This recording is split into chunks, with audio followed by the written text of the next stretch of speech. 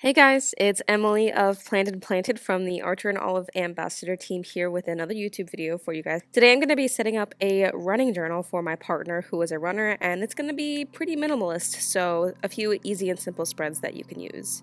I'm using the black plaid notebook from the Professional collection. It's a B6.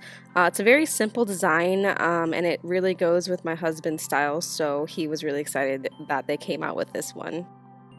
In addition to that, the supplies I'm going to be using are a few ink pens, and I'm really going to be using the black calligraph pen right here a lot. It's a double-sided brush pen, and I love using it. I'm also going to be using some letter stamps and an ink pad. Then you'll also want some sort of straight edge, and I'm using this one that has some stencils on it because those are going to come in handy, as you'll see. So let's get into it. So the first thing I'm doing is just setting up a simple little title spread. I'm using some of the ink stamps to stamp in his name as well as the word journal, and then I am going in with the black calligraph to write in running in some calligraphy. So it just says Dakota's running journal. It's very simple. And then I actually use a blue calligraph to highlight underneath that and then add in the dates that this journal will be in use. Now we're on to the yearly trackers. I only have two in here because, like I said, we're keeping this really simple. This one is a monthly miles page, and it's just basically going to be a line graph for him to track how many miles he runs each month and to, at a glance, see how that number changes every month.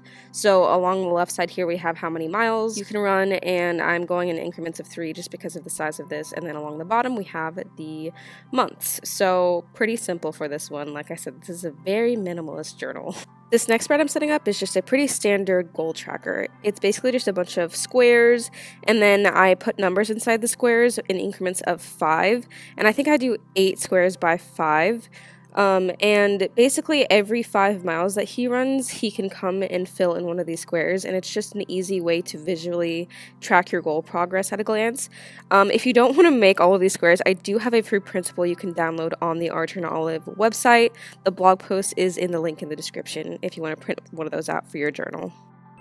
Now we are going on to the monthly spreads, and these are really kind of the heart of this journal. So I'm starting this one in August of 2023, and for this first spread, the top part is just a very standard calendar spread for August, and the idea I have for him is to kind of sit down at the beginning of the month and just plan out how many miles he wants to run on certain days, or he could use colors to track if he was sick certain days or traveling. So there's a bunch of different ways that you could use this calendar spread. So I just want to give him the option, and if something doesn't work, then we can change that later, and that's one of the best parts about bullet journals. The second part of this spread is basically just a smaller version of that goal tracker. It's just a bunch of really tiny squares, but these numbers are in increments of 1 up to 40, so that every month, each time he runs 4 miles, he'll sit down and color in 4 squares, and it's just an additional little motivational thing to try to help reach his goals each month. The second part of this monthly tracker is just going to be a very standard and generic run log, almost like a chart. So I'm setting up this chart and I'm dividing it into sections of 4 to track some of the kind of main statistics that he cares about, which for him is date, distance, time, and pace. Then I'm going in with a light blue calligraph pen to add some differentiation on this graph, and this is just so that at a glance he can kind of compare his times and his distances and things like that. The last few spreads of this setup are going to be to write notes and details about his individual runs. It's going to be basically all of the same information that we have in the running log that we just made for the month of August, but there is room for a few more additional details like location, weather, and a general note spot for any additional things he wants to notate about that particular run. That is the last spread for this particular setup, so we're going to flip back to the beginning and see all of the pages again. If you'd like to see still shots of these spreads and more details about how I make them and how they're supposed to be used, make sure to check out the accompanying blog post on the Archer and Olive website in the description below. As always, thank you guys for watching this video, and I hope that you found some inspiration for your own fitness or exercise tracking spreads. See you later.